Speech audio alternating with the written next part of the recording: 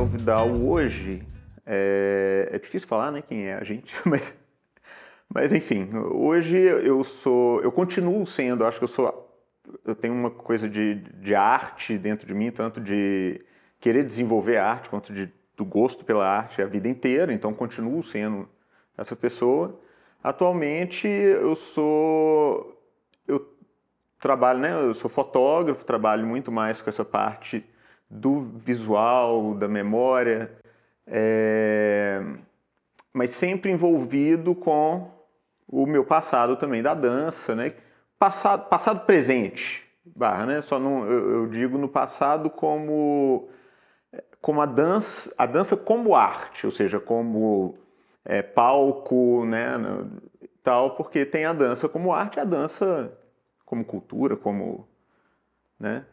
Então, Daniel, hoje eu acho que é isso, assim, eu acho que eu estou mais envolvido com essa parte do visual, da memória, né?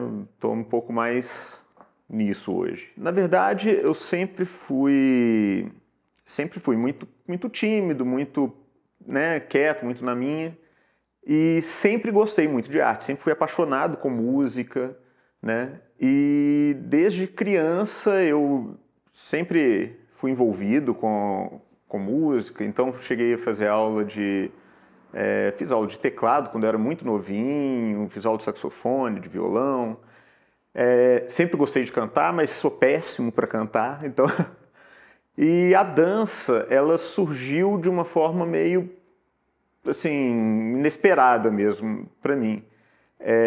A Ju, minha prima, né, que dança com o Jomar, que já falou aqui também.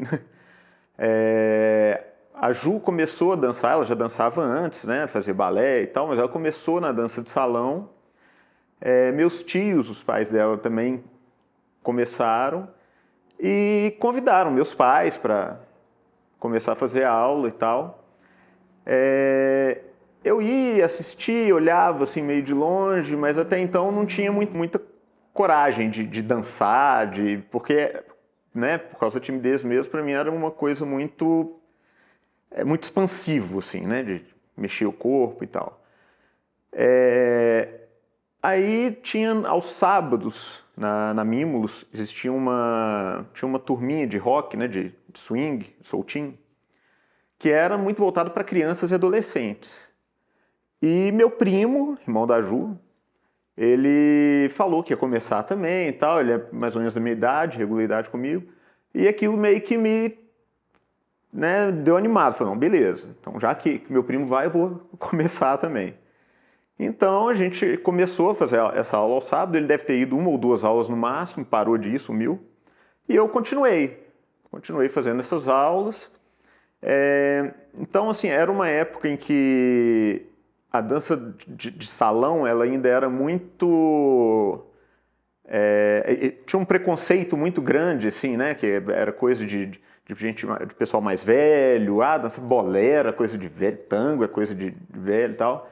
E essa turma, ao sábado, tinha crianças e adolescentes, né? Mas ainda assim era só o soltinho, só o rock.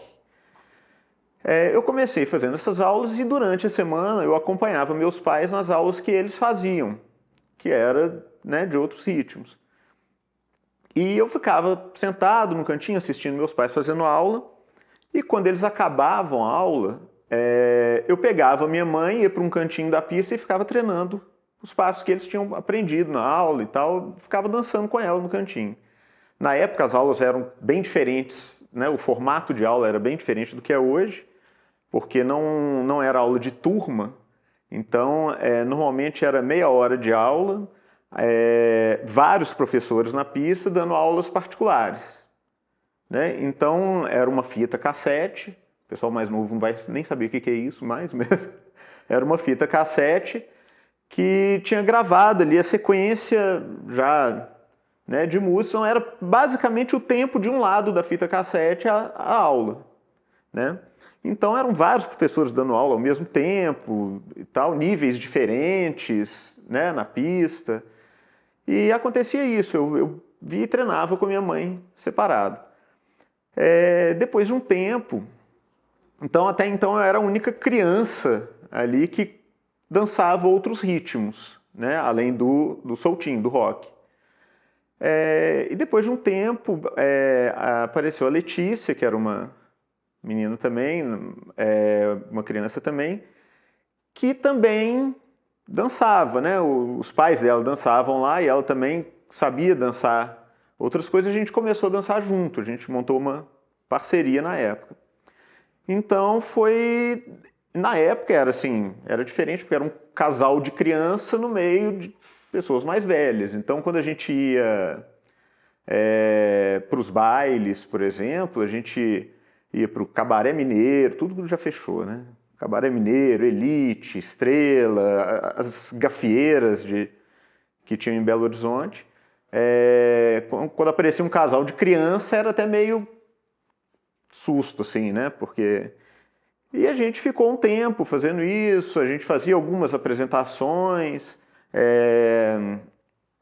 né, na escola mesmo, às vezes era convidado para dançar em algum outro festival, mas até então era tudo muito amador, né? A dança de salão para palco surgiu um tempo depois. Pouco mais de um ano, mais ou menos um ano, depois que a gente começou a dançar junto, o Jomar convidou 3 casais de crianças, né, para montar um grupinho de crianças para começar a coreografar, fazer coreografias, né, em grupo e tal. E, resumindo muito, esse grupinho virou a companhia hoje. Né? Resumindo muito, porque assim, a gente passou por muita coisa nesse período até chegar no que a companhia é hoje, né? Então a gente fez muitas. A gente fazia as aulas na própria Mimos, a gente fazia as aulas, a gente sempre buscou a dança na raiz, né? Então, quando era possível, a gente ia para Buenos Aires para aprender tango. Então, com 13 anos, eu fui com o Jomar, com a Ju e com a Paula Barata. Nós fomos para Buenos Aires para aprender tango, porque até então tango também era muito básico no Brasil, as pessoas tinham muito pouco conhecimento do tango, então a gente foi para Buenos Aires, a gente procurou fazer aulas com diferentes professores e frequentar diferentes milongas, e assim foi. A gente sempre tentou buscar muito na raiz, assim, né, a dança, os estilos de dança, e o Jomar trouxe muita coisa de fora e a gente sempre acompanhando, e isso foi muito interessante até porque como a gente sempre buscou, como sempre partiu muito de cada um ali buscar essas raízes, era muito legal porque a companhia tinha estilos diferentes, apesar de muita gente ter a mesma formação básica, de certa forma, cada um tinha seu estilo, porque a gente teve, às vezes a gente até teve os mesmos professores dentro de uma dança, mas cada professor tem um estilo e cada um se identifica com um estilo, né? O corpo se identifica mais com um estilo ou outro. E com isso a companhia foi evoluindo. Então eu dancei na companhia por muitos anos, né? Fui um dos fundadores e dancei por muitos anos. Comecei a dar aula também com 12 anos de idade, comecei a dar as aulas de dança de salão. Então, assim, durante muitos anos a dança foi minha vida, né? Então, assim, fiz faculdade, fiz pós-graduação e tal, mas o trabalho ficou todo voltado para a dança mesmo, né? Depois de um tempo, eu cansei um pouco dessa coisa do palco, né? Que tem um lado muito bom, mas também tem muito sacrifício. Tem muita coisa que você sacrifica na vida pessoal, né, social e tal. E que chegou num ponto que eu achei que já não valia tanto a pena mais para mim. E aí eu parei, foi quando eu parei com a dança artística, né? Continuei dando aula, continuei buscando conhecimento. Numa viagem que eu fiz para a Alemanha, eu busquei muito o Lindy Hop, né? Busquei muito conhecer o Lindy Hop. Quando eu voltei, O movimento do Lindy Hop, coincidentemente, estava crescendo aqui, foi na época que surgiram os Bee-Hoppers e outros grupos também no Brasil, então foi bem legal, mas eu já não estava também dançando, né, nessa parte artística. E foi inclusive depois dessa volta que eu comecei a estudar fotografia, né, e sempre lado a lado, assim. Então, a fotografia, eu continuei tentando ficar ligado à arte, né, às artes cênicas, fotografando muito espetáculo, fotografando espetáculos de dança. E eu acho que sim, foi basicamente assim que eu cheguei, né? Era o Daniel de antes que chegou no Daniel da fotografia hoje, resumidamente, foi isso, assim. Eu acho que está tudo associado porque a dança, né, todo o meu trabalho com dança me ajuda muito hoje na fotografia, né, porque não foi só a dança. Para dançar, para ter a dança como forma de arte, eu estudei de tudo, né? Então a gente fez aula de circo, de teatro, de vários estilos de dança, a gente fez aula de anatomia, a gente fez aula de diversos tipos de arte diferentes, de música. Então a gente trabalhou vários tipos de arte diferentes e isso tudo ajuda na fotografia também, né? Então ajuda num olhar diferente, ajuda a captar determinados tipos de movimento e até para fotografar a dança mesmo, né? No palco. Então é interessante porque a gente consegue prever muita coisa que vai acontecer. Então a gente às vezes está assistindo um espetáculo de dança, um movimento, mesmo que não seja dança de salão, né? Que é a área que eu me especializei. A gente consegue prever muito movimento, a gente consegue prever muita coisa. Então, eu acho que está sempre muito ligado, eu acho que me ajuda muito, né? Bom, o que me fascinou na dança, né? O que me fez investir na dança, eu acho que entram várias coisas, assim. Eu acho que no início, o que me fez continuar na dança foi um pouco daquilo que eu falei, que como eu sempre fui muito tímido, né, e sempre gostei de música, gostei de cantar, e nunca, né, para cantar eu sou uma tragédia, aquelas coisas, a dança foi uma forma que, a partir do momento que eu fui aprendendo, né, que eu fui aprendendo regras, digamos assim, né, que eu fui tendo uma base de dança e ganhando segurança, aquilo era uma forma de me expressar mesmo, né? Então, porque até hoje, se for para dançar sozinho, se for para dançar, eu não me sinto bem, né? A menos que eu tenha uma base para dançar aquilo, eu não me sinto bem por ser mais, né, tímido mesmo, mais contido. E a dança naquela época, então, foi uma forma de abrir esse caminho. Então, assim, uma das coisas que eu falava desde da época, né, quando eu comecei, é que a dança ela começou a substituir um pouco essa minha vontade, por exemplo, de cantar, que eu não conseguia, e era uma forma de cantar com o corpo, digamos assim, né? Então eu conseguia incorporar aquela música, passar aquilo para o meu corpo. Então era uma forma que eu tinha de expressar aquilo. Então a dança começou dessa forma, era uma forma de me expressar nisso.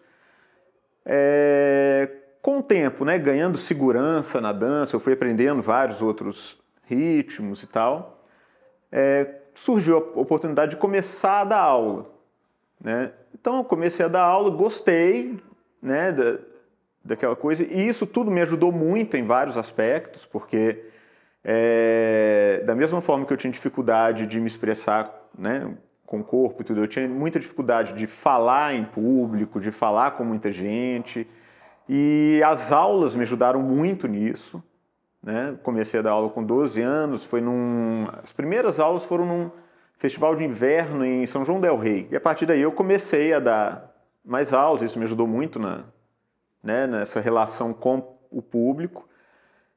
E eu nunca gostei, assim, né? Quando eu era principalmente mais novo, eu tinha pavor de palco, de me exibir para muita gente e tal. Mas foram aparecendo essas oportunidades e tal, e eu fui trabalhando muito isso. Confesso que a vida inteira era um sofrimento para mim, assim, né? Entrar no palco, mas era aquela coisa, quando eu entrava no palco, era quase um transe, né? Até acabar o espetáculo. Quando acaba o espetáculo, que quando vai tudo bem, vem os aplausos, tudo aquilo também dá uma sensação de alívio, de recompensa muito boa. Acho que o que me emociona, não só na dança, é uma coisa minha, assim, né? Sempre foi muito minha. Que não foi à toa que eu fui parar na fotografia, assim, que são memórias, né? Tudo que remete a alguma memória na minha vida, assim, eu acho que emociona. E não só na minha vida, né? Assim, eu acho que... Então, eu sempre gostei muito da história, da história das coisas, de como, por que aquilo é assim e tal, sempre gostei muito. E a dança tem muito disso, né? A dança todos esses estilos de dança, eles estão diretamente ligados, assim, a um contexto histórico e tal, não sei o quê, e até a história de vida nossa também. Então, muita música que a gente escuta, né? A gente tem um sentimento especial por aquela música e tal. Às vezes o sentimento que um casal, ou um bailarino, uma bailarina, né, ou um grupo passa na hora da dança também desperta, né, algumas vivências nossas que eu acho que emocionam. Então eu acho que é muito isso, assim, eu acho que o que bate mais em mim é muito essa coisa do que está por trás, e não simplesmente a imagem da dança ali, aquela dança só plástica, né? Por exemplo, quando eu penso nisso, quando eu falo de tango, que eu sou apaixonado com tango e tal, é muito interessante, assim, eu falei com o Mauro uma vez. O Mauro, eu lembro que ele não gostava de tango e ele queria ir para Buenos Aires. E eu falei com ele, falei, cara, eu acho que vai ser impossível você ir para Buenos Aires e não voltar apaixonado com tango, né? Porque você, chegando lá, você vê o significado do tango para aquelas pessoas. Então é muito interessante, assim, aquilo está enraizado nas pessoas mesmo, né? Eu não esqueço uma vez que a gente estava em uma cumbre de tango em Rosário, foi a primeira cumbre de tango que a gente foi participar. Em um dos jantares, a gente jantava numa parte de cima de um restaurante que era separado, era o pessoal do festival em cima, e embaixo era o restaurante normal. A gente jantando, então ali tinha alguns dançarinos, vários músicos, cantores e tal. Então, em um determinado momento, eles chamaram um dos garçons. Estava servindo lá embaixo, um dos garçons subiu e tudo, e falaram para ele cantar um tango que ele gostava. E foi assim, foi muito legal, e ele cantava de uma forma assim, você via que aquele tango mexia com ele, assim, ele cantava de um jeito e terminava a música chorando e tal, e aquilo passa muito pra gente, porque a gente vê o que significa para aquelas pessoas o tango, né? O que significa a história daquilo. Então isso tudo, eu acho que ajuda nessa emoção, né? A história das músicas. Então quando você pega um Adilson Nino do Piazzolla, por exemplo, né? Tocado ao vivo em Buenos Aires, não tem como não se emocionar, por exemplo, né? E uma dança bem feita, né, em cima desse contexto todo, isso tudo emociona muito. Então acho que tem muito isso. Eu acho que o que me emociona nas danças em geral, na dança de salão, em outros estilos de dança, eu acho que é tudo que está por trás ali, tudo que originou aquilo ali. Sim, a música, né, ela, né, quando você fala do fado e de vários outros estilos de música e de dança, isso carrega tudo isso carrega um peso muito grande, né? Então, essa questão toda da história, o que está por trás, eu acho que isso tudo dá uma força para a dança que é diferente assim, de simplesmente mexer o corpo, né? Principalmente nessa questão de tocar a gente mesmo, de emocionar e de mexer com a gente. Eu acho que vem muito disso, né? Cara, eu acho que assim, em vários momentos da vida, assim, eu tive algumas referências que foram trocando e tal, às vezes por causa de estilos ou por causa de ritmos mesmo. Casais assim que me influenciaram, me influenciam.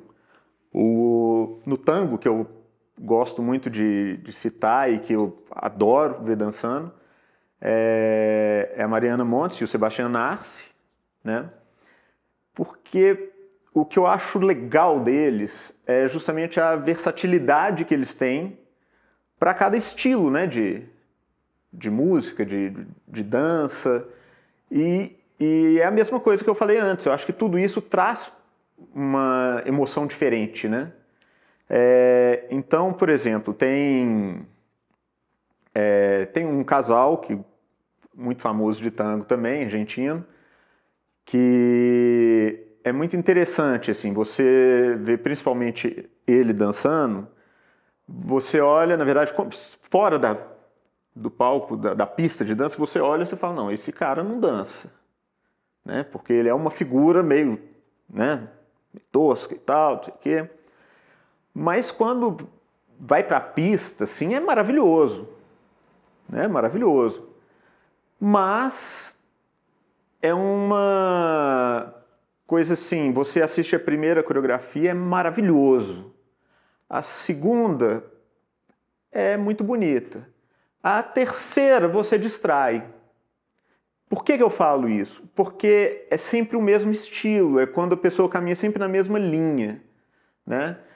E não é bem assim que funciona. Acho que cada estilo de música, cada orquestra no tango desperta uma coisa diferente, tem um contexto histórico diferente, tem uma forma diferente de se dançar. E o que eu gosto muito do Sebastião e da Mariana é isso, eles são muito versáteis nesse ponto, né? Então, se estiver tocando um Esteban Morgado, eles vão dançar de uma forma. Se estiver tocando um Juan D'Arienzo, eles vão dançar completamente diferente. E tudo sem perder, né, aquele sentimento, aquela força que eles colocam na dança.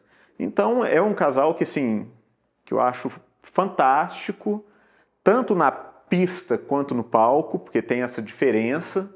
Então tem casais que eu acho que são maravilhosos na pista, no improviso, que às vezes no palco não se saem tão bem, talvez pela parte coreográfica, não sei. E existe o contrário, existe às vezes gente que não se sente bem na pista, mas quando você coloca no palco, explode, né? E eu acho que esse casal é legal porque eu acho que eu gosto de ver em qualquer ambiente. Assim, foi uma escada até a gente chegar onde chegou, né? A companhia, quem vê hoje a Mimos Companhia de Dança, não tem ideia do que os bailarinos passaram para chegar ali, né? Do tipo, por exemplo, uma das primeiras emoções, quando a gente foi para o festival de Joinville, que nunca tinha tido dança de salão, né? Não existia categoria, que a gente teve que achar, se não me engano, a gente foi como danças folclóricas, alguma coisa assim.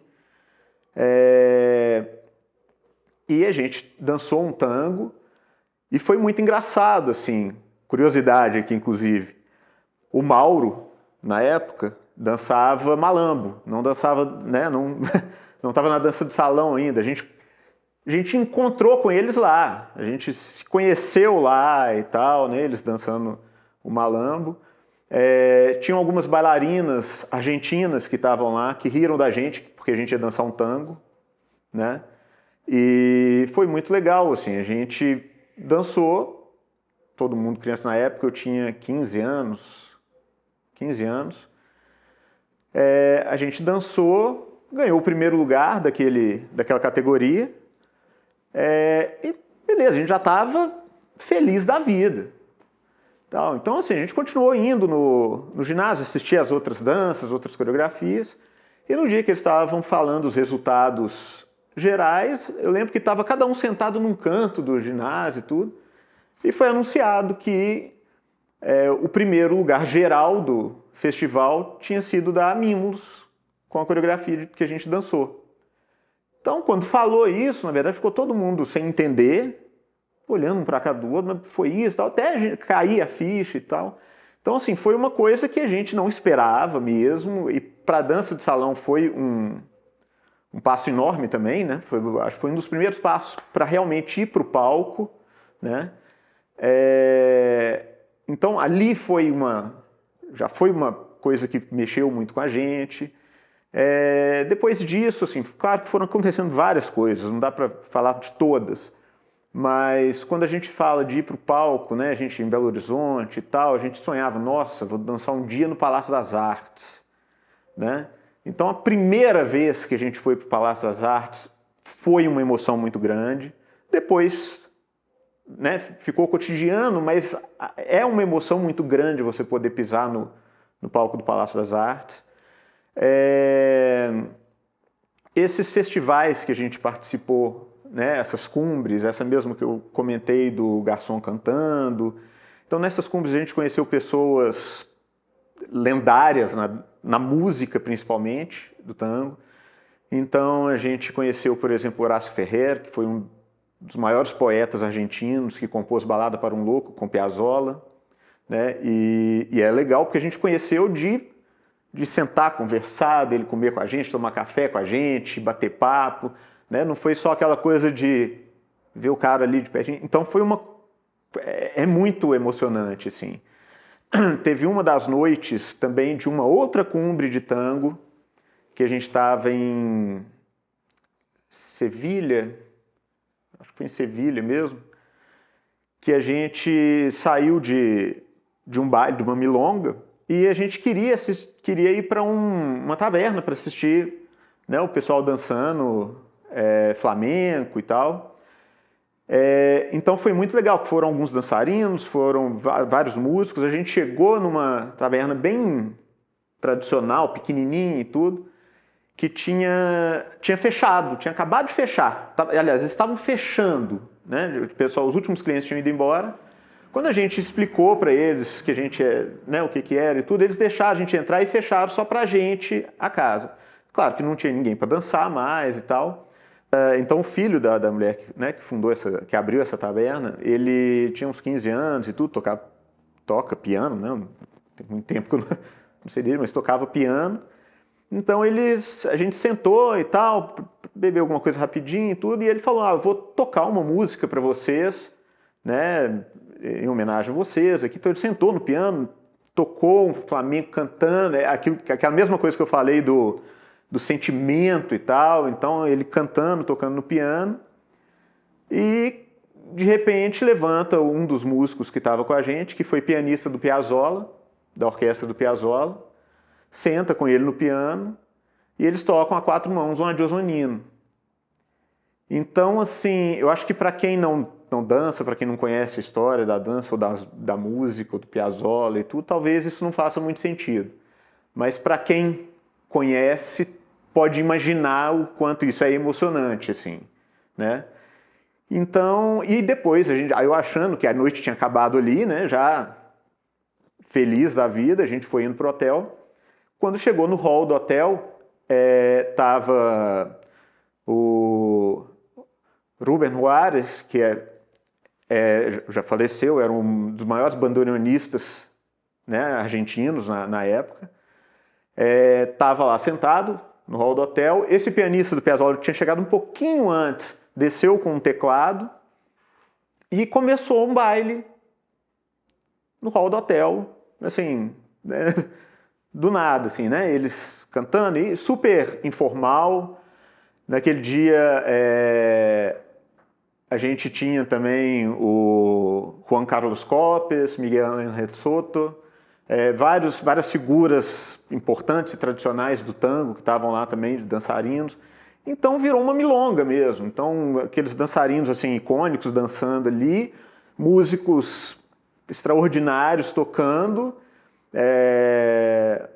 O Rubem Juárez, uma vez, inclusive, ele estava tocando num dos intervalos, ele parava, tomava um pouco de uísque. Aí ele parou e ainda falou assim, uma vez, quando eu estava no Brasil, estava com Tom Jobim, numa praia e tudo, e na época tinha uma música que estava fazendo sucesso e tal, que era essa. E começou a tocar no bandoneon Kaoma. Então, assim, é muito legal isso, assim, sabe? Esses momentos, assim, são muito legais que a dança proporcionou. Além disso, outras coisas, por exemplo, participar do Jacobspil, que é o festival de dança mais antigo do mundo, que pouquíssimas companhias no mundo tiveram lá, e menos ainda tiveram mais de uma vez, menos ainda 3 vezes, e se não me engano, só a Mimos foi convidada por 2 anos seguidos, né? Então isso foi muito legal também. As temporadas que a gente fazia na França. Então a Maison de la Danse, que é uma das casas mais importantes de dança da Europa, eu lembro que aqui a gente às vezes tinha que ralar, ir pra rua, divulgar e tudo para conseguir encher 3 dias no Palácio das Artes uma campanha de popularização de teatro e da dança. Lyon, que é uma cidade com uma população parecida com a de Belo Horizonte, o teatro tem uma capacidade equivalente ao Palácio das Artes também, na verdade um pouquinho maior, mas a gente tinha 10 apresentações marcadas na Maison de la Danse, 6 meses antes da gente ir tinha esgotado. Então era uma coisa que a gente também nunca imaginava, assim, né? Então a dança, ela trouxe muito isso, né? De conhecer muita gente que a gente não conheceria se fosse de outra forma, conhecer outros países de formas diferentes do que as pessoas conhecem. Então, às vezes você fala, eu fui para a França, o outro também foi, beleza, mas a forma que eu fui é muito diferente, as vivências que a gente teve são muito diferentes. Então a dança, ela me proporcionou muitas emoções diferentes, assim, né, nesse sentido, muitos momentos desse tipo, assim. Uma das coisas que me incomoda na dança de salão, na verdade, é muito a visão que vem de fora, tá? Não estou nem falando ainda de dentro, né, do meio da dança de salão. Mas a imagem que a dança de salão tem para outras pessoas, para pessoas de fora. Muitas vezes, por culpa de alguns dançarinos e dançarinas e tal, mas a maior parte é por preconceito mesmo. Então, muita gente de fora vê a dança, enxerga os dançarinos de uma forma meio prostituída, digamos assim, né? Uma das coisas que eu sempre achei péssimo, por exemplo, que quando fala isso todo mundo acha normal, acha que não tem nada demais e tal, mas sempre foi muito complicado, principalmente para as mulheres, né? E era uma coisa que incomodava demais a gente, assim, porque os homens, né, de fora e tal, eles enxergavam as mulheres como, sei lá, garotas de programa, algo desse tipo, né? Então era muito comum as mulheres serem assediadas, né, nesse tipo de situação. Os homens também muitas vezes são, mas nem se compara com o que as mulheres passam, né? E isso é muito triste, assim, é muito revoltante. Na questão dos homens, sempre foi muito comum, assim, né, alguns homens, né, quererem dar em cima de algumas mulheres ou para conseguir aluno, que é uma coisa chata também, mas isso são poucas pessoas, a gente não dá para generalizar de forma alguma isso na dança, né? O que eu estou falando é muito mais da visão de quem está de fora em relação à dança. Antigamente, quando eu comecei a dançar, era até engraçado, assim, porque tinha dois tipos de preconceito, né? Você tinha o preconceito de que a dança era só para gente mais velha, a dança de salão, então, né, que todo mundo achava estranho que eu dançasse. E tinha aquela idiotice de sempre, de, né, homem que dança é gay, ou é, né? E que, assim, nunca... isso nunca me incomodou, nunca me... né, mas nunca me incomodou, assim, diretamente, porque, cara, isso é uma questão que não... né, beleza, se eu fosse não teria problema, se eu não sou não tem problema, e se... né, e qual que é a relação? Não tem relação nenhuma. Então, assim, na época tinha muito esse preconceito, que foi mudando. E foi mudando para um lado que eu não sei... ele deixou disso para partir para esse lado do assédio, né? Então é muito comum homens entrarem para a dança de salão com a intenção de assediar as mulheres. Então, assim, eu não sei nem como que está hoje, porque realmente eu não tenho trabalhado com turmas e escolas e tal, mas era muito comum homens, alunos e tudo, na turma assediarem as alunas, professoras, né? Coisas desse tipo. Isso me incomoda, porque isso faz... isso distorce completamente a imagem da dança. A dança de salão não é isso, né? Então, o que acontece no forró, por exemplo. O forró é muito interessante, assim, porque o forró, eu acho que é a manifestação que resta hoje mais próxima da ideia da gafieira, né? Que as pessoas vão, às vezes a pessoa não sabe dançar, está aprendendo a dançar ali, né? É um baile que não é de escola, quem está ali não faz aula necessariamente. Na verdade, a maioria que está ali nunca fez uma aula. Então, eu acho que é um dos bailes, né, dos tipos de baile hoje, que mais se aproximam da gafieira. E tem muita gente que vai no forró pensando nisso. O cara vai no forró pensando em assediar, né, as meninas, tal. Tanto que não é à toa que direto você escuta as meninas no forró reclamando da forma que alguns homens chegam e tal. Então, essa visão da dança de salão, para mim, é muito distorcida e muito chata, assim, de ver e de presenciar, de acompanhar. O que deixa chateado, eu acho que... Bom, eu acho que assim, é quando as pessoas que estão no meio reforçam esse pensamento, né, de alguma forma, sexualizam demais a dança, por exemplo, né, e tal. E quando eu falo sexualizar a dança, eu falo assim, na verdade não é nem sexualizar a dança, mas sexualizar o meio, tá? É diferente, porque tem danças que são muito sensuais e tal, e que é aquilo, beleza, mas eu falo de sexualizar o meio, assim.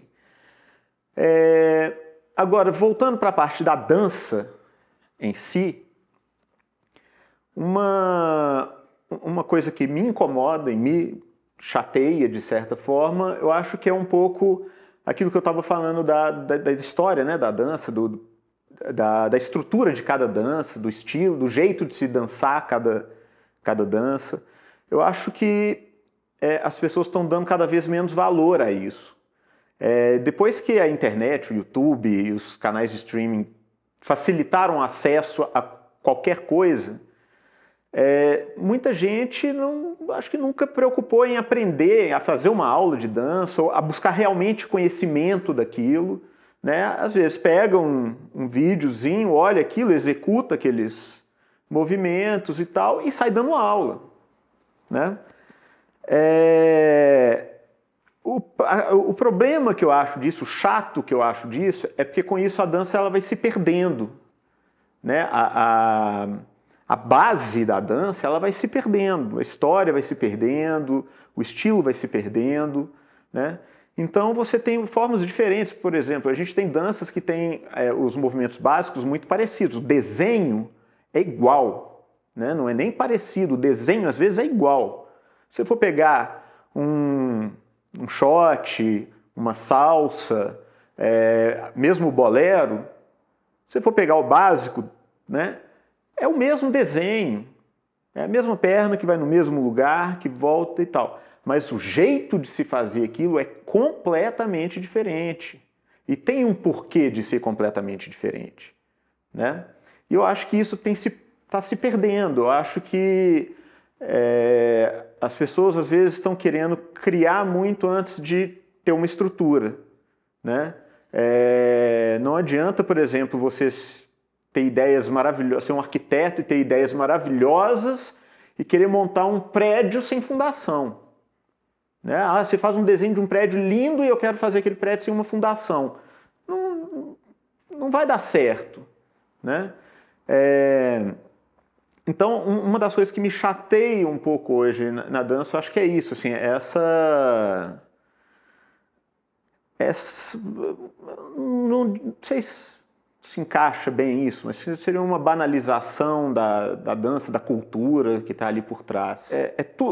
Eu acho que é mais ou menos esse mesmo caminho, assim, né? Porque eu acho que você vai chegando nos extremos, né? Porque a dança ela vai virando mais ou menos a mesma coisa, ela está virando uma miscelânea ali, né? Uma coisa meio disforme e tal. Isso é errado, é um problema? Não, não é errado. Isso não tem nada de errado. Tá? Eu posso fazer o que eu quiser quando eu estiver dançando. Não existe certo e errado na dança. Tá? Da mesma forma que eu falo na dança, é igual eu falo na fotografia, né? A gente fala muito.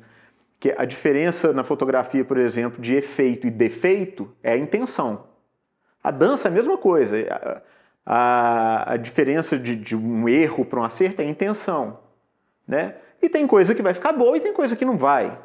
Aí vai depender de cada um também. Então, assim, eu desenvolver coisas ali na dança, fazer movimentos diferentes, isso não tem absolutamente nada de errado, não tem absolutamente problema nenhum. O que me chateia às vezes por exemplo, uma pessoa, sei lá, colocar um samba, fazer uma coisa, né, assim, fora tal, e falar, não, aqui eu estou dançando o samba, né? A dança que eu executei aqui é um samba. Cara, não é bem assim, entendeu? Beleza, tá tocando um samba, você dançou um samba que estava tocando, mas a dança, o samba como dança, ele tem uma história ali por trás, ele tem uma estrutura que não é bem aquilo. Que você pode continuar evoluindo a dança, que continua evoluindo, né? Se você for pegar o pessoal dançando um samba hoje e dançando samba há 20 anos atrás, né? É muito diferente, mas a base é a mesma. A estrutura é a mesma, o jeito de se dançar está muito próximo, né? Então, continua tendo ali aquela estrutura.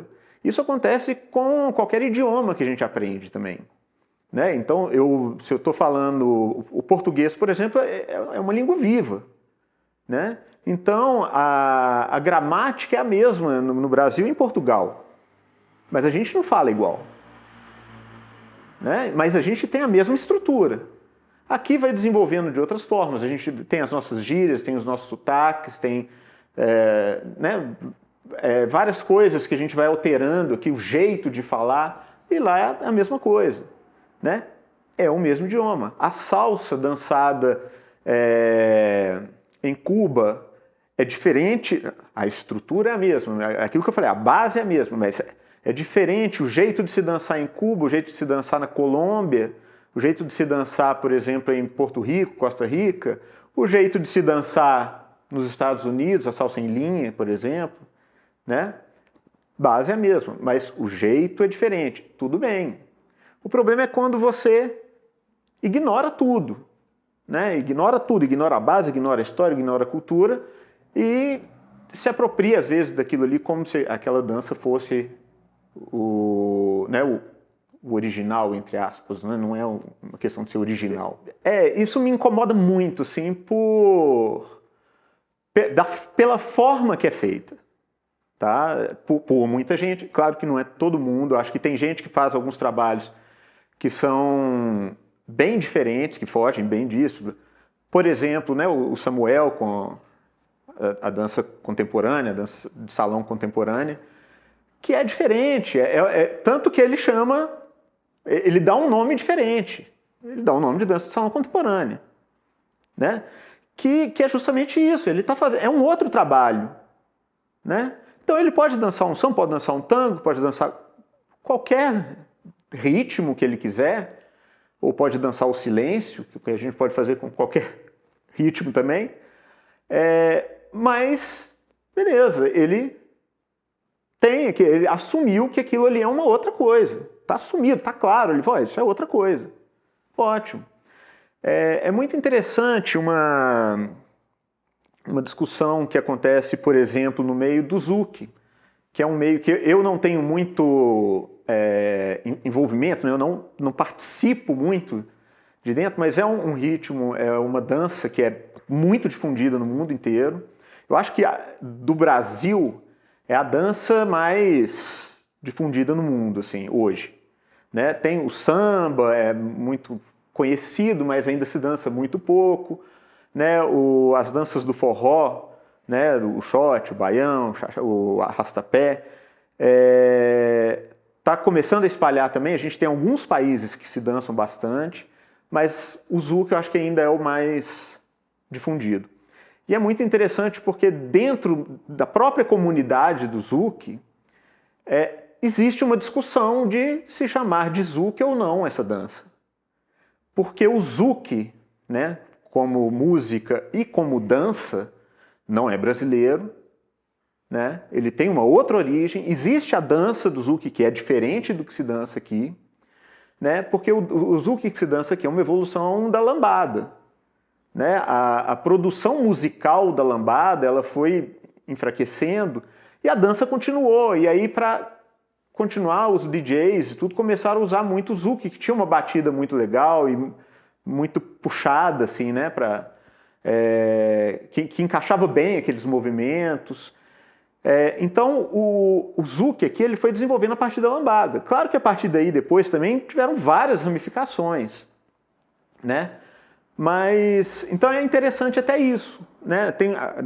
Na comunidade do Zouk mesmo, muitos questionam se não se chama a dança de lambada, né? Porque a lambada realmente é brasileira, né? Então, eles ficam muito assim. Então, quando está fora, que já é uma coisa diferente, eles já chamam de Zouk brasileiro, né, fora do país. Mas é mais ou menos isso, né? É a ideia de que, cara, tudo bem, não tem problema eu criar uma dança em cima disso aqui e tal, eu só não posso falar que é aquilo lá, né? E nessas danças de salão, essas danças sociais, a gente chama muito de dança de salão aqui, mas no mundo inteiro a gente chama de danças sociais, né? São as social dances. São danças sociais justamente por isso, porque elas vêm do povo, são danças, né, populares. Quando eu vejo, se eu estou vendo uma pessoa dançando sem música, mesmo que faça movimentos ali que tenha trazido de outra dança, eu tenho que conseguir identificar o que a pessoa está dançando. Pelo jeito de dançar, né? A forma do corpo se comportar, o jeito de pisar. Então, sem música, eu tenho que ver ali de cara que ele está dançando um shot, não é uma salsa, né? Ou o contrário, que ele está dançando uma salsa, não é um shot, ou um bolero, né? Então eu tenho que bater o olho, tenho que saber. Eu tenho que bater o olho, tenho que saber. Não, ele está dançando uma milonga, não é um tango. Tá? Então, isso é que eu acho que falta um pouco, né? Assim, e que me incomoda um pouco pela falta de interesse das pessoas de correr atrás disso, de estudar isso, né? De buscar isso. Bom, vamos falar de absurdo. Eu acho que é uma coisa que volta no que eu falei primeiro, né, do que me incomoda. Uma das coisas seria até a objetificação da mulher, por exemplo, ainda em muitas danças, né? Isso me incomoda muito, claro, independente da pauta toda, né, do feminismo, de valorização, que é importantíssimo. Mas independente disso, assim, eu acho que é uma coisa que, na verdade, não devia nem discutir mais. Eu acho que é uma coisa... E tem gente que realmente, cara, até hoje você vai ver a pessoa dançando, a mulher é um objeto ali, né? Então, assim, a pessoa está dançando, está fazendo coisas com a mulher ali, assim, como se fosse um objeto, uma forma de chamar atenção, ou pior ainda, quando tem os assédios, né? Essas coisas. E é interessante, porque você tem, para tudo você tem ali uma linha, né? Uma linha muito, né, complicada, assim, de o que é legal ser feito, o que não é legal ser feito e tal.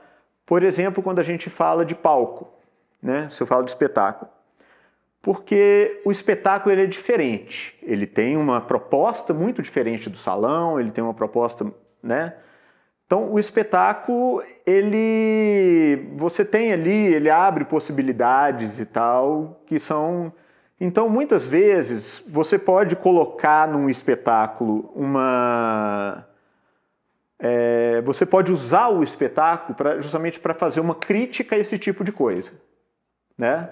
Então, você pode ter uma cena em que a mulher, por exemplo, em cena, ela está sendo... abusada de certa forma, né? Está sendo exibida de uma forma, está sendo tratada de uma forma que não deveria e tal, mas que aquilo faz parte da cena de forma crítica, né? E você tem situações em que isso acontece porque quem está ali acha que é natural, né? E esse é o problema. Então, eu acho que é uma das coisas que tem que mudar. E essa coisa mesmo da vulgarização da dança, né, de salão, que é isso, tratar o outro e os outros, assim, até os outros da dança mesmo, né, dessa forma, né,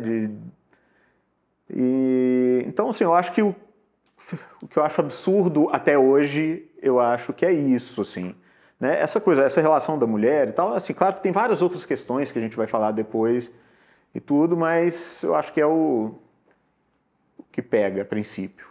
Eu não consigo lembrar assim, né, frases específicas e tal, mas é claro que tem muita coisa mas que são muito técnicas, né, que eu ouço que mudaram muito, às vezes o jeito de interagir, o jeito de... E muita coisa que eu aprendi observando esses mestres e tal dançando, que às vezes não era nem falado, mas que observando eu percebia e pegava aquilo ali para mim. Mas tem muita coisa que é isso, que às vezes não foi nem dito em uma aula, que não foi falado e tal, mas que eu senti em muitos, né, e sinto até hoje e tal, é que essa coisa do sentimento, a importância do que você está sentindo na hora de dançar, né? Por exemplo, uma coisa que o João Carlos Ramos já falou e tudo, e que é uma coisa que eu já achava, eu falava, comentava isso, mas que ele falou exatamente dessa forma, que quando se você vai, por exemplo, ele não deu o exemplo de uma milonga, tá? Eu estou dando um exemplo de uma milonga porque isso acontece muito, assim, muito claro. Ele deu o exemplo de um baile normal. Mas às vezes eu chegava em uma milonga em Buenos Aires e você olhava assim, só os velhinhos dançando, tal. Então aqueles velhinhos dançando ali, grudadinho e tal, fazendo o básico, andando. Mas assim, se olhava e tal, aqueles velhinhos e tudo. E normalmente, mais no final da noite, chegavam casais mais jovens que faziam apresentações em outros lugares e chegavam nessas milongas para dançar. E esses casais mais jovens se exibiam. Então chegava e fazia aquele monte de coisa e tal, que você olha e você fala, nó, legal. Mas aí o João Carlos falava muito isso, ele falava assim, poxa, aquele cara ali que está fazendo um monte de coisa, o cara é habilidoso, é um casal habilidoso, mas aquele casal ali está dançando. entendeu? Então a dança tem isso. Uma coisa é você dançar, outra é você executar movimento, né? São coisas bem diferentes. Então, quando eu via esses casais dançando, era exatamente esse meu sentimento. Eu olhava o casal jovem fazendo um monte de coisa, eu pensava isso. Eu falei, pô, muito legal, os caras são, né, um movimento limpo e tal, beleza. Mas gostoso mesmo tá ali, ó. Entendeu? A dança que tá gostosa é daquele casal de velhinho ali. Eles estão curtindo. Entendeu? Você olhava, eu queria estar ali. Você olhava aquela coisa juntinho, um curtindo o outro e tal.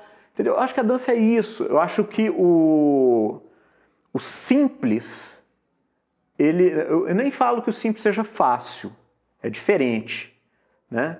Mas o simples, muitas vezes, é muito mais interessante, né, do que toda essa habilidade, essa complexidade, sem sentimento nenhum. Eu acho que todo mundo que passou na minha vida assim, artística influenciou. Todo mundo, né? Não só os professores. Então, né, os meus companheiros de companhia, né, o Jomar, meus primeiros professores, que hoje nem dançam mais, né?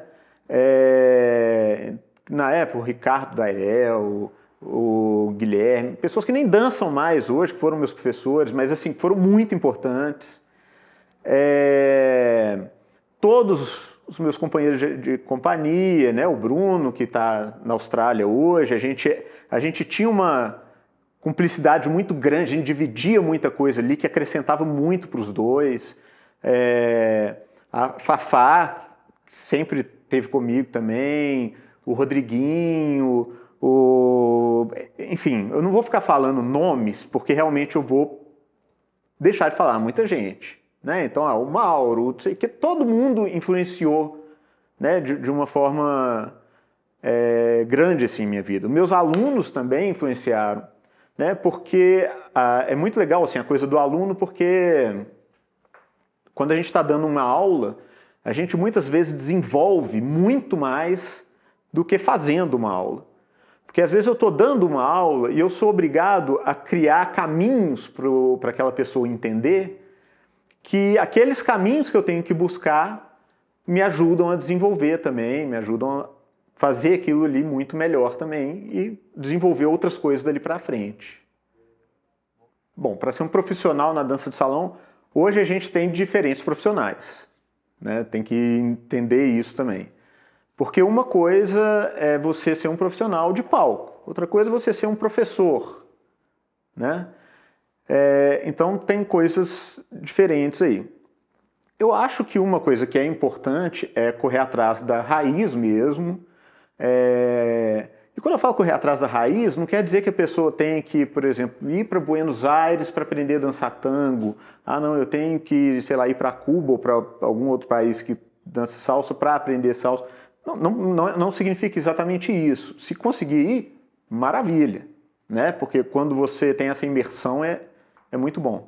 Mas eu acho muito importante você procurar a raiz daquilo tudo, né? Então, tudo bem, estou fazendo aula aqui com professores diferentes daqui e tal, mas eu estou procurando saber como que a dança chegou naquilo ali, como que é a movimentação, os estilos, né? A forma de se dançar, às vezes, cada tipo de música, ou cada orquestra, no caso do tango, né?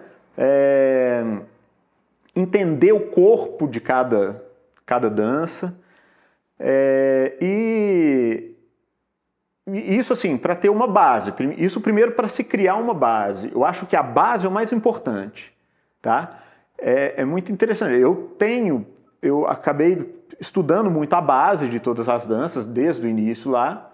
Então muitas danças, tem gente que começou a dançar há pouco tempo hoje que faz muito mais coisa do que eu. Tá? Às vezes sabe muito mais fácil do que eu. Chega no salão, faz muito mais coisa. Mas que não tem muita noção da base. Tá? A diferença é o seguinte, eu consigo às vezes, e isso é claro, assim, eu falo isso porque já aconteceu isso. Em outras aulas, às vezes aulas para professores, né? Trouxe um professor do Rio Tem professores de Belo Horizonte inteiro que vão fazer aula com ele e tal. E é muito interessante, durante a aula você via exatamente quem conhecia a base e quem executava o passo. O professor ele passava uma coreografia, ele não ensinava passos separados, ele passava uma coreografia. Você via quem decorava a coreografia e quem destrinchava a coreografia, ou seja, conseguia identificar cada tipo de movimento, usar cada movimento em momentos diferentes, ligando com passos diferentes e tal. Ou seja, o aproveitamento é muito maior, né? Então a diferença é essa. É muito mais fácil eu conseguir fazer tudo aquilo que a pessoa faz, né? Se eu investir mais tempo para estudar aqueles movimentos, do que a pessoa conseguir fazer coisas que eu, né, que eu faço ou que eu dou conta de fazer por falta dessa base. Então, quando eu falo eu tô... Né, é uma coisa genérica, tá? Não tô falando que isso é porque é comigo, Daniel, não. É uma... Mas... Então isso, eu acho que é uma das coisas importantes, você conhecer bastante a base, ter uma estrutura muito boa. Isso para te dar segurança mesmo de partir para uma aula e tal, para o palco. Beleza, eu acho que isso começa. Agora, aí vem a parte, beleza, eu quero ser professor. Tá, você tem que ter paciência, tem que ter criatividade, né? Mas eu não vou montar uma coreografia. Não estou falando dessa criatividade. É aquilo que a gente conversou em off, né? Que quando a gente está dando aula, cada aluno ele entende de um jeito, né?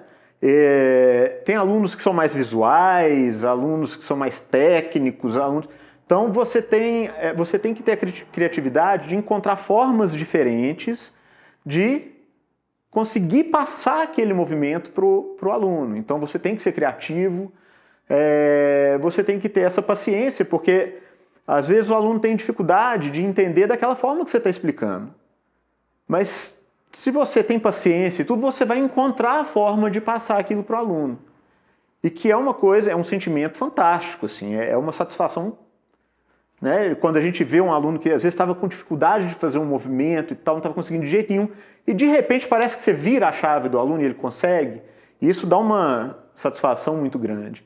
Então tem que ter essa paciência, saber lidar com as pessoas, né? E eu acho que sempre buscar conhecimento. E quando eu falo de sempre buscar conhecimento, não é nem necessariamente buscar mais passos, né? As pessoas ficam muito preocupadas em passos e tal. E não, eu acho que é buscar mais conhecimento sobre o que gira em torno daquilo ali, né? Daquele universo. Para o palco, eu acho que você tem que ter essa criatividade, você tem que ter uma noção muito diferente de espaço e tal, uma noção diferente do que você quer passar, você tem que ter uma forma diferente de se portar no palco. Então você tem que ter a criatividade, uma forma, um outro tipo de criatividade, né? Você vai ter que estudar muitos tipos de arte diferentes para você poder desenvolver ali uma coreografia, uma coisa mais criativa. Então, quando a dança de salão vai para o palco, eu acho que é uma coisa nova, né? Relativamente nova. As pessoas têm que entender que o palco é diferente. O palco, os limites são outros, né? Então, por exemplo, moda, né? Às vezes você vai num desfile de moda que nem sempre o que você vê ali você vai encontrar na loja para comprar. Porque aquele desfile é um espetáculo. Né? Aquilo ali é um espetáculo. Tem peças ali que só existem para aquela situação. Né? E a dança de salão artística é isso também. Eu acho que tem coisas que você só vai usar naquela situação. Elas são específicas para você colocar no palco, por exemplo. Então, eu acho que o profissional ele tem que conseguir separar bem essas coisas também. Né? A gente não tem uma regra de como a dança de salão é ensinada hoje. O que eu acho é que alguns métodos limitam muito as pessoas, né? E tem uma coisa que acontece muito também, que é o seguinte, que quando é um aluno particular é mais fácil de você determinar como essa aula vai ser dada, né? Se eu tenho um aluno particular que ele está ali para desestressar, ele não está preocupado em fazer um movimento muito certo, ele não está preocupado em evoluir muito, em fazer muitos passos e tal, ele está ali para se divertir, beleza, a aula vai ser dada de uma forma. Muito menos cobrança, eu vou, né, o tipo de movimento vai ser outro e tal, não sei o quê. Agora, se eu sinto que a pessoa está interessada, não, eu quero dançar, quero desenvolver, quero fazer coisas diferentes, não quero dar aula. Beleza, é outra história. A gente vai ter que trabalhar uma base melhor, porque é aquilo que eu falei antes. Se a base tiver muito boa, a evolução dele para qualquer outra coisa vai ser rápida, né? Se a pessoa está interessada em dar aula, eu vou dar uma aula diferente também. Eu vou ter que dar uma aula mais técnica, eu vou ter que explicar muitos detalhes, eu vou ter que, né? Vai ser uma aula mais pesada de certa forma. Agora, falando no geral, acontece que em turmas, uma coisa que eu já vi em alguns lugares e tal, é que, por exemplo, as pessoas, os professores às vezes querem, que eu entendo assim, né, querem que o aluno não se frustre, né, não fique frustrado de não conseguir às vezes dançar rápido, conseguir fazer, né, sair dançando em poucas aulas. Então, começa a criar alguns atalhos para fazer passos novos e tal, alguns atalhos que não são muito legais porque vão criar vícios nessa pessoa que depois vão ser mais difíceis de tirar, tá? Então, é mais nesse sentido, assim. E que, por um lado, eu entendo, que é o que eu estava falando, se for uma pessoa que está ali só por diversão, é uma coisa. Se é uma pessoa que está querendo desenvolver mais, aquilo ali vai ser um problema lá na frente, né? Então, é uma coisa que eu acho assim, que tem que tomar muito cuidado. Ah, tá certo, tá errado? Não, são métodos. Tá? Cada um tem seu método, cada método vai funcionar melhor para um professor e para um aluno e tal. Então são métodos, não tem método bom, ruim. Né? Assim, eu falo que são coisas que a gente tem sempre que tomar cuidado, só isso. Da mesma forma que se eu vou trabalhar a base muito bem feita, eu tenho que tomar também muito cuidado para não ficar uma coisa maçante para aquele aluno e ele desistir. Né? Então, a gente tem que achar um equilíbrio nisso. Tá? Uma coisa que eu acho que aí sim é um problema, que é porque algumas pessoas, alguns métodos, eles ficam muito naquilo que eu até comentei antes, de passar, por exemplo, coreografias. Então, quando eu vou ensinar um movimento, eu ensino aquele movimento, a entrada, aquele movimento e aquela saída, e ponto. E tal. E, vou fazer uma outra coisa, eu vou ensinar uma sequenciazinha para fazer aquela outra coisa. Qual que é o lado positivo e o lado negativo disso? O lado positivo é que o aluno acha que está dançando muito. Porque ele vai executar aquilo ali, vai conseguir fazer, poxa, consegui fazer aquele passo ali e tal. Só que, na verdade, é aquilo que eu comentei antes também, que a diferença de dançar e executar movimento. Né? Então, a pessoa está executando aquele movimento. Ela não tem ideia do que ela está fazendo. Ela está executando aquela sequência. Né? Então, o que acontece? Se a escola X ensina assim, e a escola Y ensina assim também, mas de repente ensina uma outra coreografia diferente, essas pessoas não conseguem dançar. Você perde até o sentido da dança social. Né? Era muito engraçado, assim, antigamente eu sentia muito isso, às vezes de dançar com pessoas de lugares diferentes. Você, às vezes, sei lá, você está dançando um samba, você fazia uma tiradinha de lado aqui, a pessoa embalava numa sequência que eu tinha que sair correndo atrás da pessoa, porque ela embalava numa sequência que aprendeu que eu tinha que seguir, correr atrás. Ou seja, a pessoa ela não consegue dançar, ela decora sequências. Isso eu acho um problema, porque isso faz com que pessoas que dancem em lugares diferentes não se encaixem, não consigam dançar juntos. Né? Aí eu acho que é ruim porque você perde o principal da dança de salão, que é essa parte social. Né? É engraçado assim, falar de estereótipo da dança, porque antes, aqui, né, na época da gafieira, era muito legal, assim, porque a gafieira tinha... você tinha, né, uma etiqueta para a gafieira. Você tinha, normalmente você tinha que estar de roupa social, um terno, né, uma coisa assim. Então tinha uma coisa muito social. Então essa parte de vestimenta era muito, né, regrada. Você tinha muito estereótipo, às vezes, de jeito das pessoas dançarem, né? Que na verdade vem, que não é nada clichê, é questão de estereótipo, porque são estereótipos, na verdade, que trazem, e isso acontece até hoje, que traz a vivência de cada pessoa. A dança, outra coisa que o João Carlos falou uma vez e que eu acho perfeito, dança de salão é dança de gente torta, é dança de gente comum. Né? Então, se eu estou no salão, o forró é muito claro isso. Quando você vai numa milonga, isso é muito claro. Né? Você não vai ver o pessoal dançando aqui, você vai ver gente torta, a gente aqui, abraçada, juntinho, mais aberto. Porque cada um ali está passando, inclusive, a vivência da pessoa, né? Tanto na dança quanto fora. Então, é muito legal. Assim, tem um filme super antigo que chama O Baile, que eu acho que muita gente da dança já deve ter visto e tal, e que vale a pena assistir, que ele mostra, ele brinca justamente com esses estereótipos. Agora, uma coisa que que foi acontecendo, né, já de um tempo para cá, é que quando você fala de estereótipo, que é isso, me lembra muito isso, que não é nem... Acho que as pessoas começaram principalmente fora do Brasil, porque assim, no Brasil a gente está muito acostumado a dançar de tudo. Né? Então, sou professor de dança de salão, danço bolero, danço samba, danço tango, danço linde, danço valsa, salsa, tchá-tchá-tchá, dança tudo.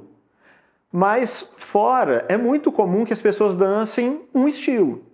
Às vezes elas conhecem outros estilos, mas elas dançam mesmo aquele. É uma pessoa do tango, um cara da salsa, outro do zouk, ele dança zouk. Conhece tango, conhece um pouco de salsa, mas ele dança zouk. O outro dança tango, já foi numa salsa e tal. Então é muito comum isso fora. E é engraçado, porque alguns desses grupos, eles são muito característicos, inclusive fora do salão, né? O jeito de vestir, o jeito de se portar, o jeito de... Então tudo é muito interessante, assim. É engraçado, às vezes você está na rua, eu lembro, quando eu estava em Berlim, eu, às vezes, andando na rua, eu às vezes, você bate o olho na pessoa e fala, cara, aquele ali dança Lindy Hop. Você bate o olho na rua, não é nem perto de escola, de bairro, não, você está andando na rua. Você olha e fala, cara, aquele ali dança Lindy. Você bate, aquele ali é da salsa. Entendeu? É muito engraçado, assim. Então as pessoas, elas começam a seguir um padrão de cada meio ali, né? Então, o pessoal do samba rock, o pessoal da salsa, o pessoal do zouk, o pessoal do lindy. Então, é muito engraçado, assim. Teve uma vez, quando teve um I Love Jazz aqui em Belo Horizonte, que estava vindo um pessoal de São Paulo, que eu lembro que a gente foi encontrar com eles na Savassi, e era muito engraçado, a gente nunca tinha visto eles. Nunca tinha nem visto. A gente estava esperando, de repente a gente estava olhando na rua, apareceu um pessoal chegando assim, que a gente bateu hoje e falou, cara, aquele pessoal é do Lindy Hop. Sabe? Por causa do jeito de vestir, o jeito de se portar e tal. Bateu, a gente chegou e era a turma. Então é muito interessante isso, assim, né? Começou, em relação a estereótipo, começou a acontecer muito isso. Né? De criar grupos ali algumas tribos mesmo, né? Com comportamentos parecidos entre eles e tal. A dança de salão ela virou uma coisa muito acadêmica. a gente não tem mais gafieira, né? Você vai achar, quer dizer, agora na pandemia que não tem mesmo, mas enfim, você até achava uma coisa ou outra que é até meio escondida, né? Tipo, não é uma coisa, não, todo mundo sabe dessa gafieira, não, são coisas meio, né, e tal. Então, assim, ficou muito acadêmico mesmo, os eventos começaram a ser de dia, né? É muito ligado, é muita aula mesmo, é congresso, não sei o quê. Então a dança ela ficou muito acadêmica. Tem um lado positivo, né? É muito bom porque você vê muita gente, muito mais gente dançando, muito mais gente buscando a dança e buscando o conhecimento, aquilo que eu falei mesmo, né? Da história e tal. Mas ao mesmo tempo tem um pouco dessa perda também da origem boêmia, da gafieira, né? E é um pouco disso para dançar, para você sair para dançar hoje, né? A maioria das danças de salão você tem que fazer aula, senão você não vai se sentir bem, porque isso depende muito também do grupo, tá? Do lugar onde você vai, do estilo. Porque algumas pessoas, às vezes, não dançam, mas o outro está disposto a ensinar ali no salão. Beleza. Isso é uma coisa que acontece, por exemplo, no forró. Né? No forró é muito comum chegar lá, a pessoa nunca dançou forró na vida, vai pegar alguém para dançar e aquela pessoa vai ter paciência, vai explicar, vai dançar. O outro vai explicar mais um pouquinho e essa pessoa vai desenvolvendo. Por isso que eu falei que o forró, ele lembra muito a ideia da gafieira, né, antigamente. E hoje os bailes acontecem em academia, né? Então a pessoa não vai desenvolver. O máximo que vai acontecer é o professor pegar a pessoa para dançar, ensinar um básico para a pessoa animar e fazer matrícula, né? Então isso mudou muito, assim. E eu acho que é isso, essa coisa de... Os bailes hoje são todos acadêmicos, né? Então você tem... Se você não sabe dançar, se você não faz aula, você se sente perdido, excluído, né? Não tem... Muita gente que faz aula tem vergonha de ir para a pista hoje, né? E isso é uma coisa que me deixa muito preocupado, né? Muita gente que está fazendo aula, eu tenho alunos, por exemplo, que dançam muito bem, mas morrem de vergonha de ir na pista, né? Isso, acho que vai voltar isso um pouquinho lá naquela parte do que me incomoda na dança de salão, até bom. Bom, eu vou completar porque essa coisa do medo de dançar no salão, ela vem de que eu acho uma falha dos professores de dança de salão, que é de entrar num salão de baile para fazer show, para exibir. Ah, é errado se exibir e tal, que não sei o quê? Depende. É errado quando você começa a invadir o espaço do outro, você começa a atrapalhar o fluxo no salão, né? E, de certa forma, você intimida essas pessoas a realmente entrar no salão para dançar. Né? Isso eu estou falando, é interessante porque eu estou falando isso não é só porque eu penso isso. Isso eu estou falando por causa de vários alunos que me falaram isso. E me falam, né? Então eu falei, poxa, eu não vou entrar, porque eu vou em tal lugar para dançar, aí na pista o pessoal dá show. Eu não tenho coragem de entrar para dançar. Ou seja, a dança perdeu toda a sua função ali. Já não existe uma gafieira que a pessoa vai para dançar e tudo. Os bailes são todos em academia. O cara está fazendo aula, ele vai numa academia para dançar, não tem coragem de entrar na pista porque o pessoal está ocupando a pista inteira para fazer show. Né? Então são coisas que atrapalham muito, assim, né? Esse desenrolar, assim, esse desenvolver dos alunos. Bom, a dança boa para mim, né? Se eu vou dançar e o que é gostoso para mim, assim, que você fala? Cara, eu acho que eu gosto de dança simples, né? É interessante, assim, a gente fala às vezes do encaixe. com o par. Quando a gente fala de encaixe, às vezes fica parecendo uma coisa meio, né, pejorativa e tal. Não, não é isso, né? O encaixe que a gente fala é porque tem gente que realmente parece que você pega a pessoa para dançar e tá cada um numa sintonia, né? A pessoa está numa sintonia, eu estou em outra e não bate, né? Então, quando fala de encaixe, é nisso, assim. Às vezes, quando você pega uma pessoa que está na mesma sintonia e tal, e a pessoa está ali para curtir também, né? Mesma ideia, não para se exibir, está ali para curtir. Porque o mais gostoso da dança é aquilo que eu falei dos velhinhos dançando. O que eu acho gostoso é fazer o simples, entendeu? E curtir a música. Então é poder, por exemplo, escutar a música, dançar a melodia, curtir a melodia da música e tal, de forma simples. Então muitas vezes é interessante isso. Às vezes você pega uma pessoa para dançar, que a pessoa está começando, às vezes a pessoa nunca fez uma aula, mas que a dança é super gostosa. E às vezes você pega uma pessoa que dança há muito tempo, que não tem esse encaixe, né? Porque a pessoa quer uma outra coisa. E quando eu falo de querer outra coisa, não é de tipo, a pessoa não me obedece na condução, não é isso. É de realmente estar em outra sintonia. Porque a questão da condução é interessante, porque quando tem esse encaixe, a brincadeira, o compartilhamento ali é muito maior, né? Porque quando tem esse encaixe, um tem muito mais segurança no outro. Então, a gente compartilha muito mais. Os dois sugerem, propõem movimentos e tal, e aquilo flui de uma forma muito mais interessante e muito mais gostosa. Eu acho que falta o que eu tenho falado aqui muito, né? De pegar essa coisa, a essência, toda a história, a cultura que está ali por trás da dança.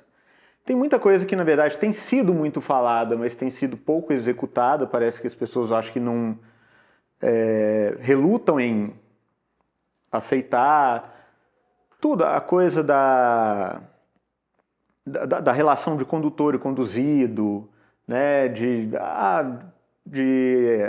As ideias de condução compartilhada, que eu acho que são coisas que podem ser trabalhadas.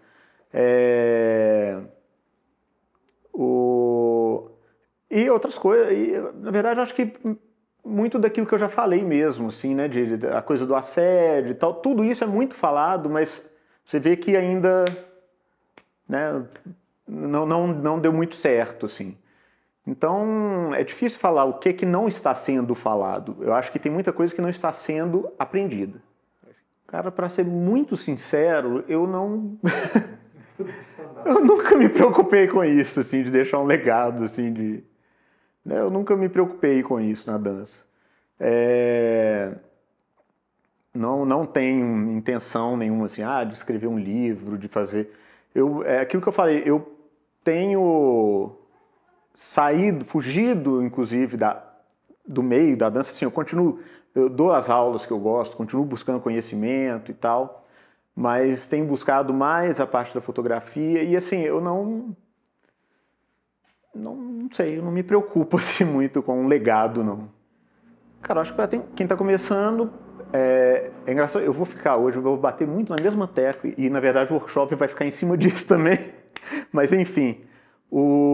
eu acho que quem está começando, buscar conhecer o que está por trás ali da dança. Por que a dança é daquele jeito? Gente, buscar o contexto histórico, os aspectos culturais daquela dança, não só para a dança, eu acho que isso é coisa para a vida. Né? Eu acho que tem muita coisa que se o pessoal buscasse conhecimento, a gente não estava vivendo hoje. Né? Enfim, que não pode mais acontecer, eu acho, sendo repetitivo mesmo. Eu acho que é muito a parte de objetificação da mulher, o assédio na dança. Quando eu falo de assédio, inclusive, eu não estou falando só, né, de homem com mulher. Existe muito assédio no contrário também, né? Então, tem muitas mulheres que assediam os homens também. Eu acho que tem que tomar muito cuidado com isso, né? Então, claro que na história, a gente sabe que que é possível ter um professor se apaixonar por um aluno, ou o contrário, ou entre parceiros. Tudo bem, isso é uma coisa. Assédio todo mundo sabe muito bem o que é e não é isso. Então, eu acho que é uma coisa que a gente tem que tomar muito cuidado, tem que acabar de vez na dança. Eu acho que isso já muda muita coisa que está interligado ali, inclusive. Também o assédio moral, acho que tem...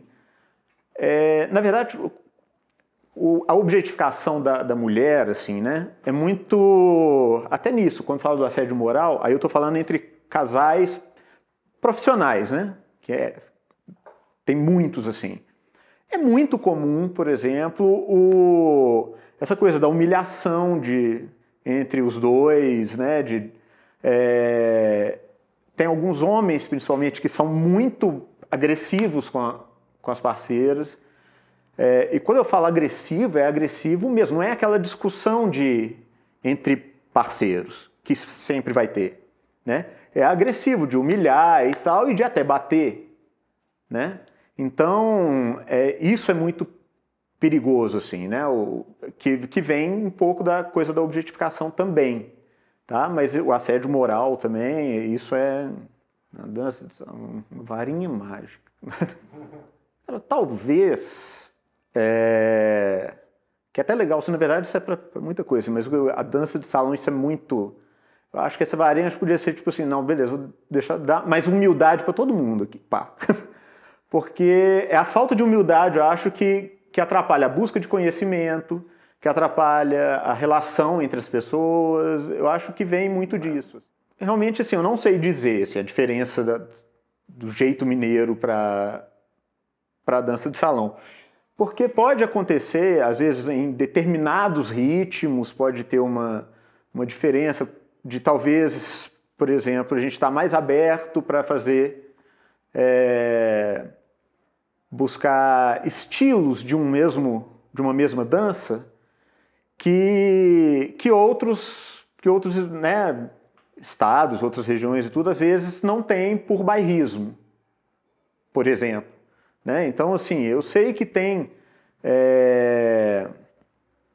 Então, assim, um exemplo, estou falando...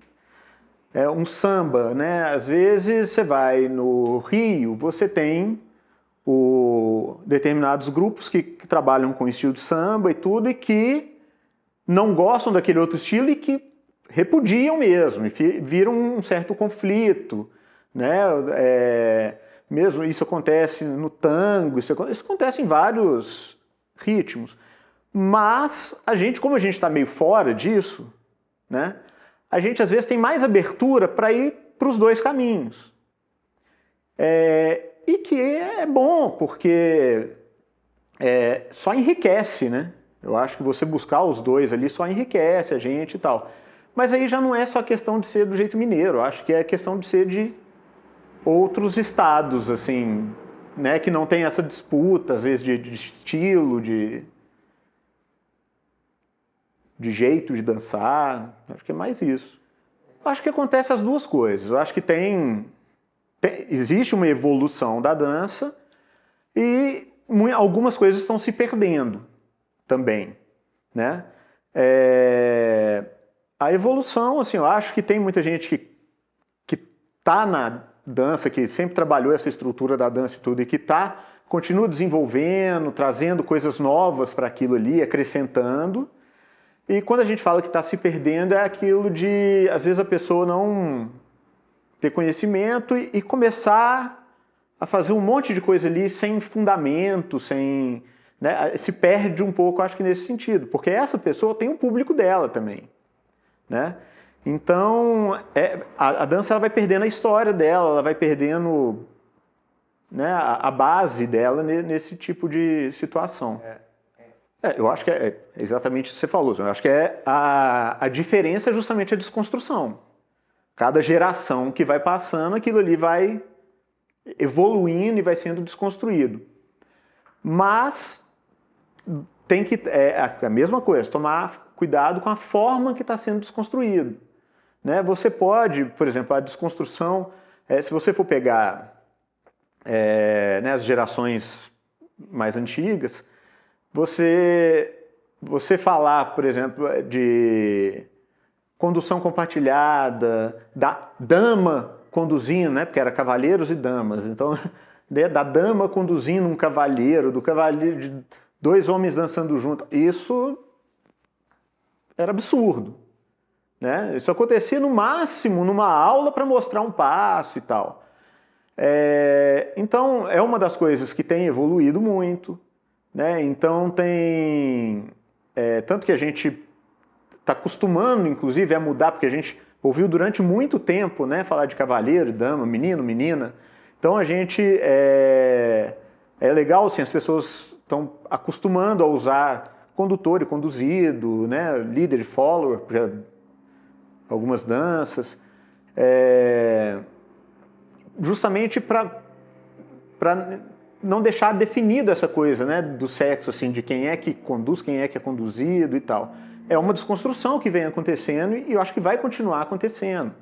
A proposta de condução compartilhada, ou não só de condução compartilhada, mas eu acho que até porque eu não vejo problema nenhum naquela dança você ter uma pessoa conduzindo e outra sendo conduzida.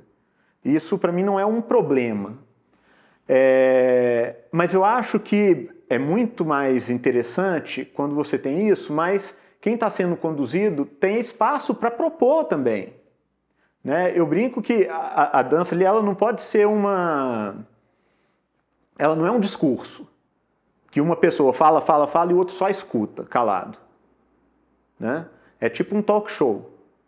Você tem uma pessoa que está direcionando aquilo ali, né? Que está conversando, está dando as orientações, e a outra pessoa, ela está respondendo e está propondo, ela está colocando outra coisa em cima e tal, que não sei o que. Ou seja, você tem uma pessoa que está conduzindo a conversa, mas a outra pessoa está participando ativamente da conversa e não só escutando. Então a dança é isso também. Eu acho que isso vem acontecendo também, que é a diferença das gerações nesse sentido. Tudo deve ser preservado de alguma forma. Tá? O preservado que eu falo não é que aquilo tem que ser executado constantemente, não é isso. Ele tem que ser preservado, nem que seja num papel, falar, olha gente, era assim que acontecia as coisas e tal, né? Porque é importante você conhecer a história, até para não repetir muita coisa, né? Igual essa questão do sapato bicolor, da vestimenta e tudo, é interessante porque na dança, assim como tudo na vida, é cíclico. É igual moda, né? Moda é cíclica. Então chega, por exemplo, nos anos 70 usava óculos desse tamanho. Aí passa um tempo, não, os óculos passaram a ser desse tamanhozinho. Chega nos anos 2000, o pessoal volta a usar óculos desse tamanho de novo, que era super brega antes. Aí hoje já mudou de novo, né? Um exemplo, isso acontece com todo tipo de roupa, né, cabelo. Então, tudo é cíclico. Hoje, por exemplo, eu acho que uma companhia de dança de salão montar um espetáculo de dança de salão talvez seja muito mais interessante do que o que tem sido feito, né, já há muitos anos. Por quê? Porque a ideia foi a desconstrução. Foi desconstruindo tal, que não sei o quê.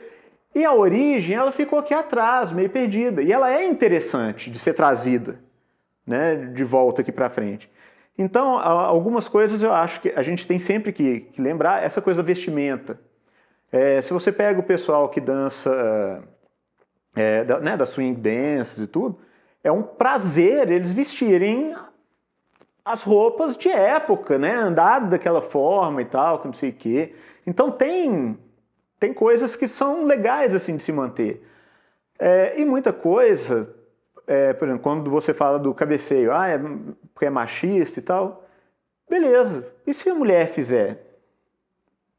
Né? Eu acho que as coisas elas são adaptadas, elas não precisam seguir exatamente como eram feitas, mas eu acho que a gente tem que tomar cuidado só para elas realmente não se perderem. É importante lembrar. Ou para lembrar, justamente para era assim, mas a gente não deve mais fazer isso. Ou lembrar e falar, poxa, isso aqui podia voltar porque era legal, né? E tal. Então é nesse sentido.